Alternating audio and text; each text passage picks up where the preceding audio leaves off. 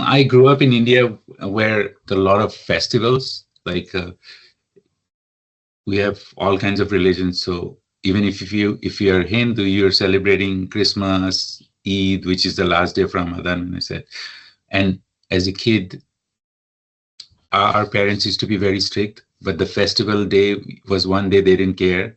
It was like running around, neighbors' kids here, eating a lot of food. So it was like a festive moment for us. And when I came here, I missed that because there's only 4 festivals, 4-day holidays in America.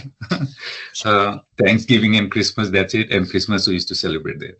And also I feel like these festivals are like a time of reflection and reconciliation with family and forgiveness. And this story has those elements between the parents and Maisha, their daughter. And even though that she's not in good terms with the parents, she comes home on this day. So no matter what, in a South Asian family, when the festival happens, you have to come together. There's a lot of tension between tradition and independence in South Asian families, because I see my friends who have now their kids are becoming teenagers, and my friends, when I talk to them how it is, like, because you are Indian and your kids are not, how do you deal with that? They're like, yeah, it's interesting. And I've noticed like the middle class tech people handle it better, but the working class has a difficult time because they're working all the time to make ends meet. They don't have time to hang out with their kids and talk about school and all that stuff. That's why I kind of made the family a little more middle class, working class, because the South Asian community has been very successful, and we see only Indians doing well in tech, but there's lots of other communities like Bangladeshi, Nepali. They're doing well, but not as well as the tech people who have taken all the limelight.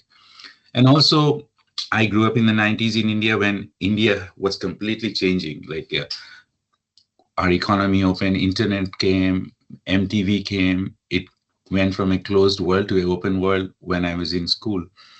So what I experienced, like my generation, I like to say my friends in America, like I have seen what 4 generations in America have seen. I've seen what your grandpa lived. I've lived your dad's life. I've lived your life, and I'm going to live the next generation in one lifetime, because I saw so much change from having one TV channel, no internet, like only one car or 2 cars companies in India, to like everything wild.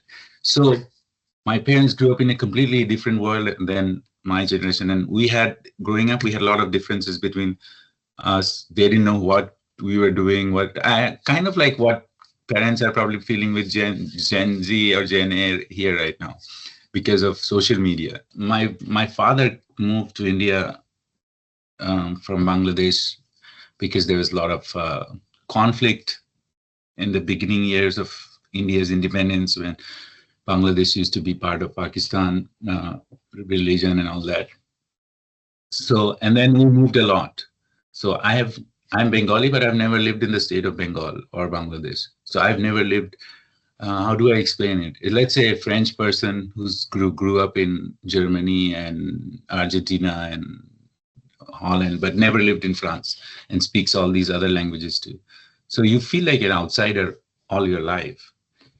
And that's why I identify with immigrant stories, because they are outsiders always. It's like a sense of like in-between culture that I have, never fully belonging anywhere. That's something I carry, and it's always seeps into my characters. I have a policy of always having more, never making a film where there's only one language. It should always have at least 2 languages. When I was making the movie, writing the movie actually, it was during lockdown, and I could sense this is coming. So I wanted to tell a story where it's not about like struggles to get a visa or getting deported, because I know that'll be in the news 24/7, and it's easy to tell that story. I wanted to tell a story where you see a family and you look at your, like, if you are like a person who's like, oh, immigrants are taking our jobs. You see this family, you think like, oh, they're just like us. The daughter hates the father. The mom is trying to put it all together. Uh, and the brother is an annoying kid and things like that. It's, I just wanted a reflection of every family there. I think it helps to be editor. When you are shooting, you know how the movie cuts in your head. When you're writing, because I have 10 years of practice of putting two things together. So when I write with that vision in my head. For example, when Maisha comes home, it's like a one take of behind her, if you remember. She goes to the kitchen, then she goes to, it's I think in the page it's like 1.5 page I'd written, and that's the first thing we shot. So once it was over, I was like, okay, moving on. And my producer, my DP, even though they knew, they were like, no, I'm sure he will take another angle. I was like, no, it's done. So it put everybody, they were surprised, but they were like, okay, we're usually shoots always start late. The first thing always takes time. So that was so fast that it put everybody in a good mood and to work. But I also learned that I was too confident. I should, and it's not a bad, if we have, there's no time when you're shooting short films, but next time I would maybe shoot one more angle.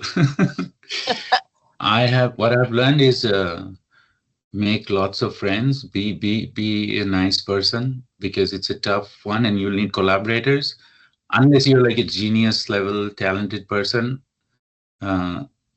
if you're a jerk, people will not want to work with you. That, and the new filmmakers, I don't know what advice to give, because AI is taking over everything. So learn AI.